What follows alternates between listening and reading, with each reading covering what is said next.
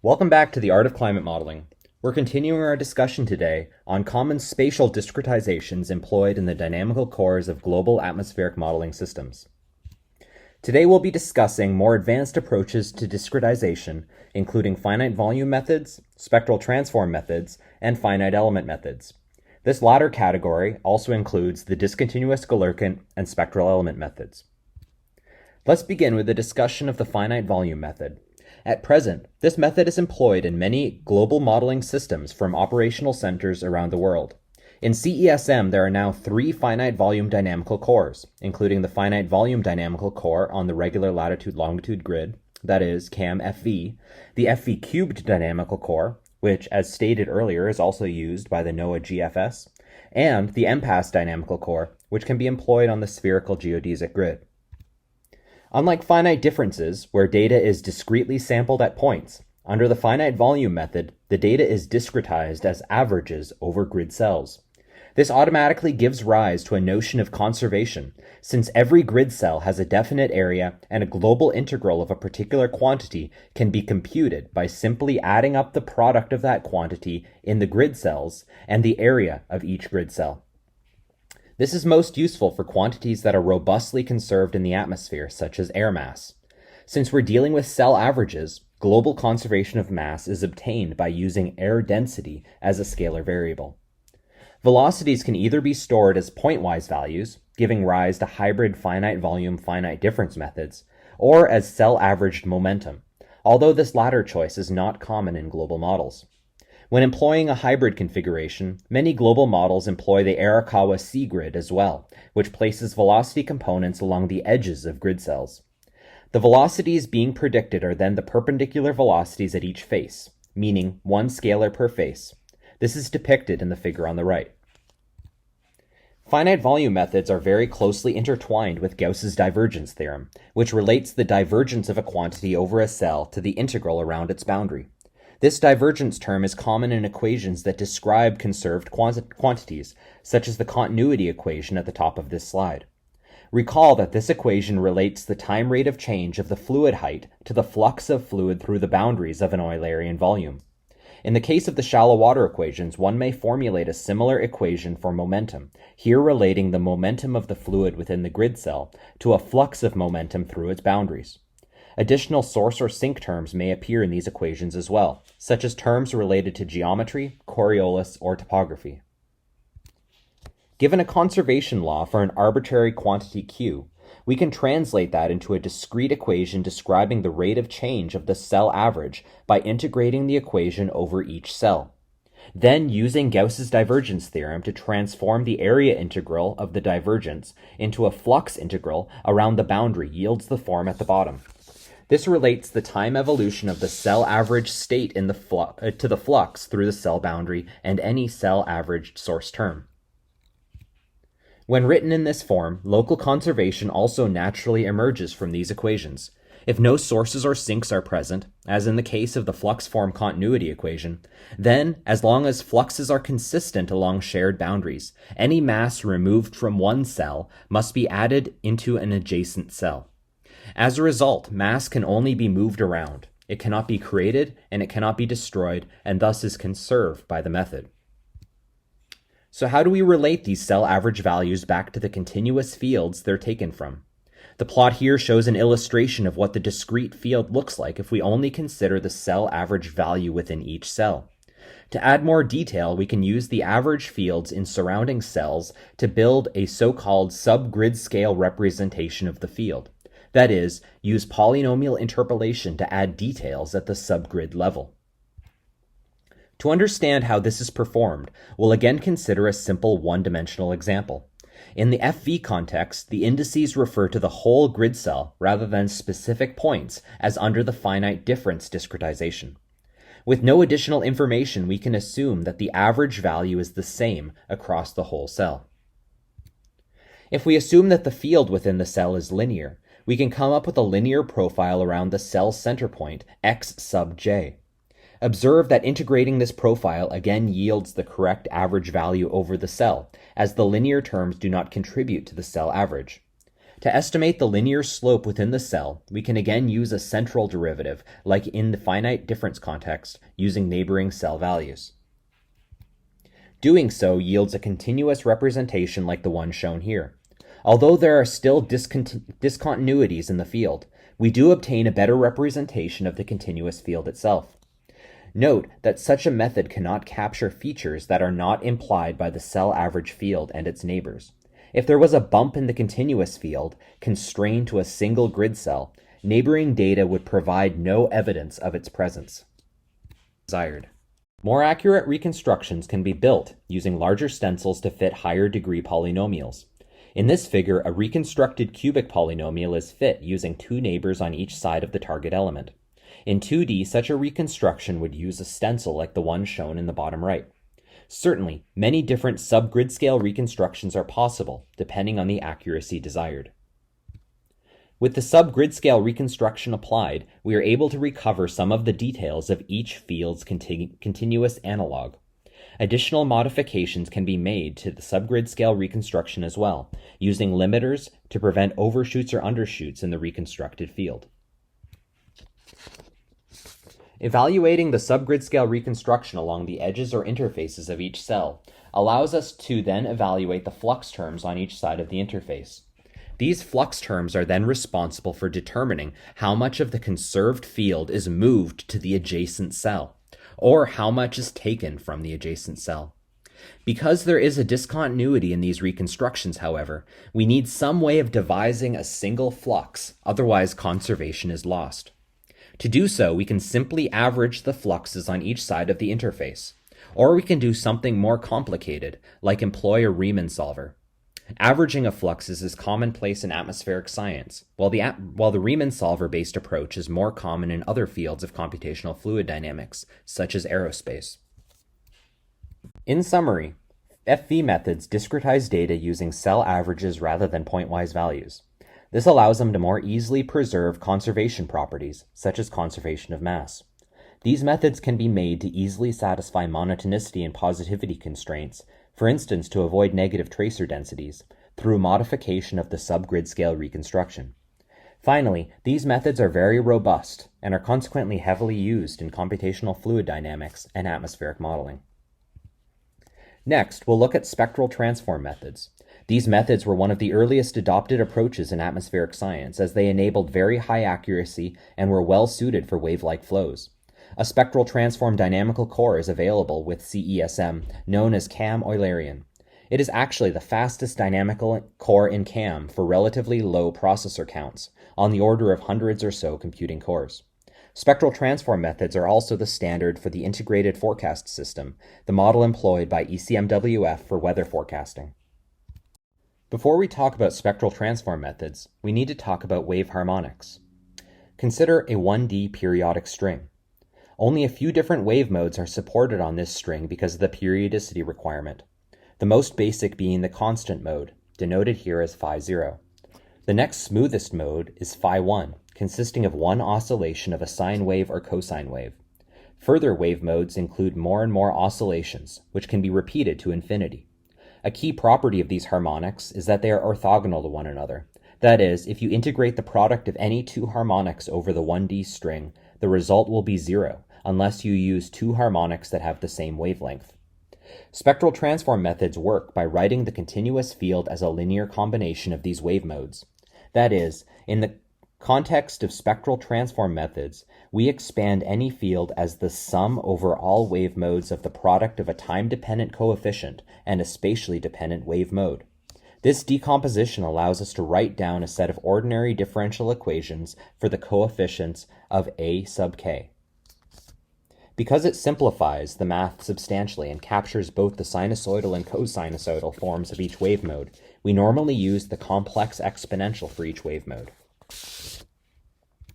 On the sphere, we can solve the harmonic oscillator equation in spherical coordinates to obtain a similar set of wave modes with two integer indices, one which describes the number of waves in the latitudinal direction, and one which describes the number of waves in the longitudinal direction.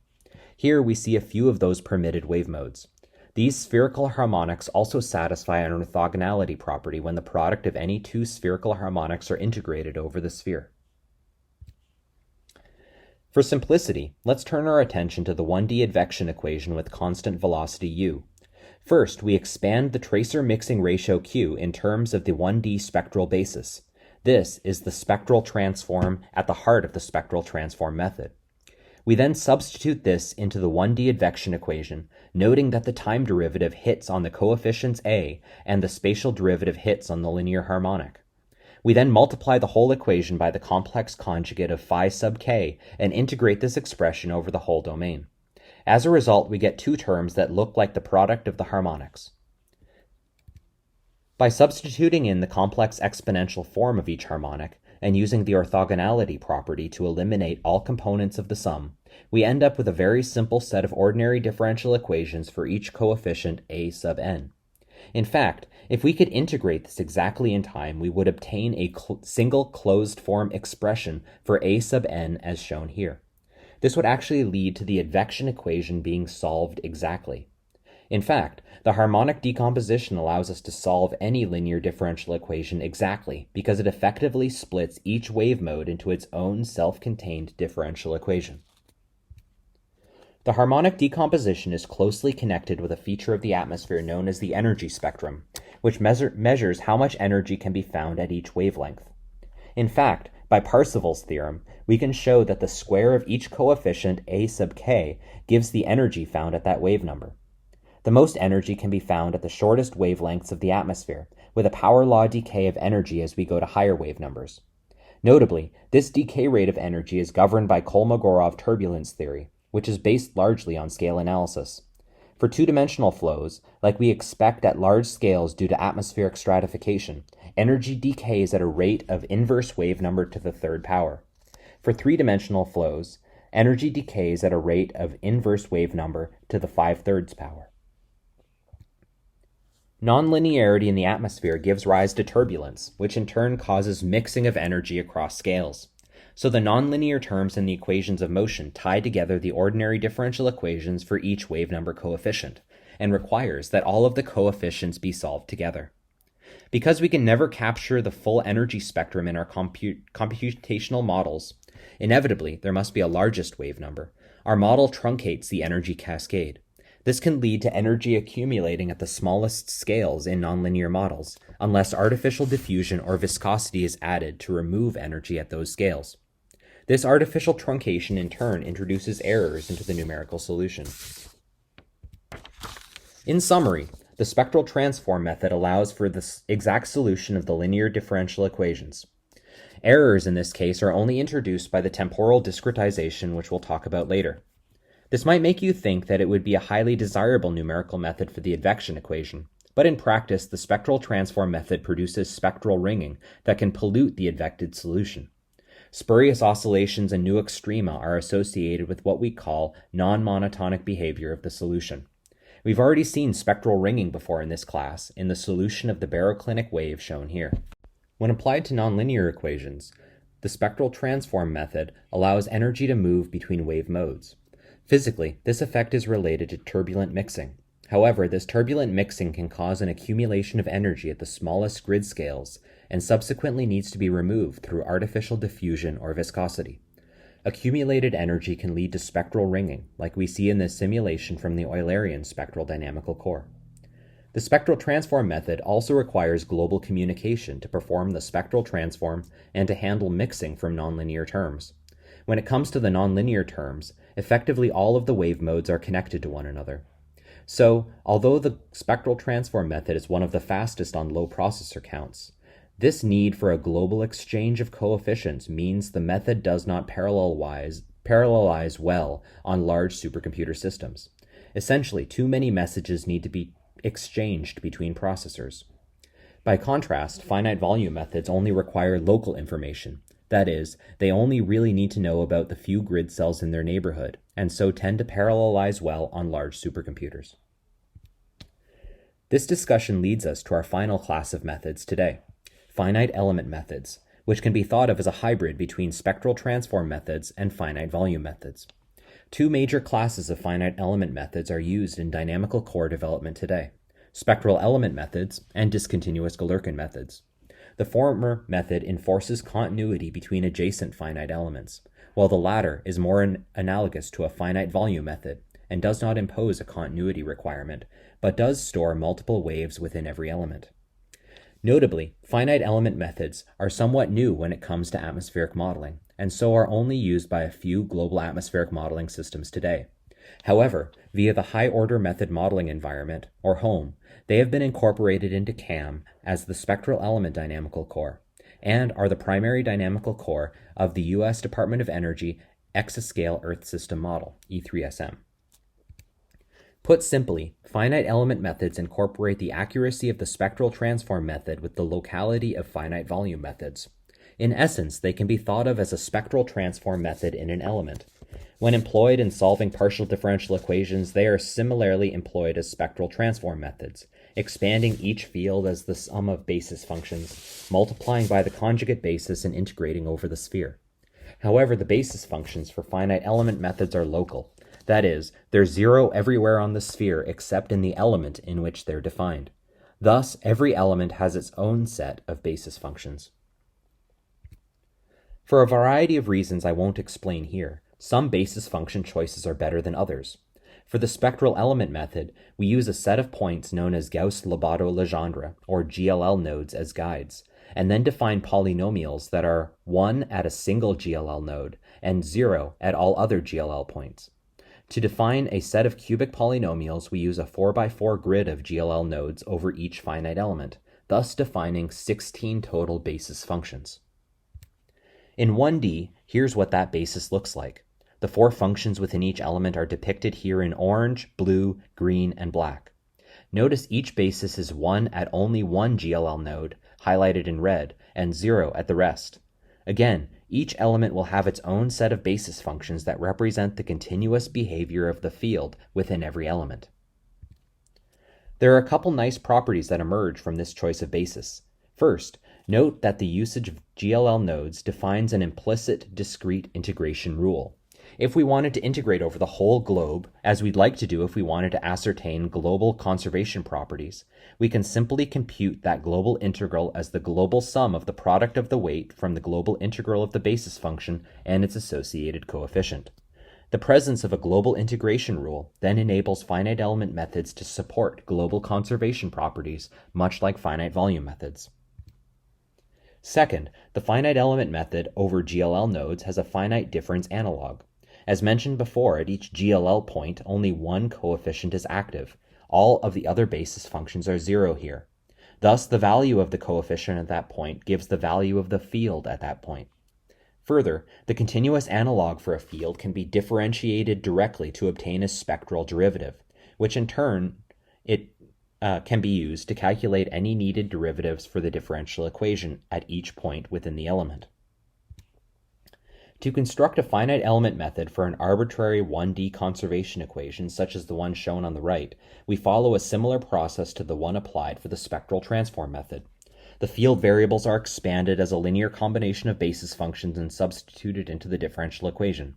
We multiply through by the conjugate basis and integrate over an element, obtaining the formula on the bottom. We then apply integration by parts so that the flux function itself doesn't need to be differentiated.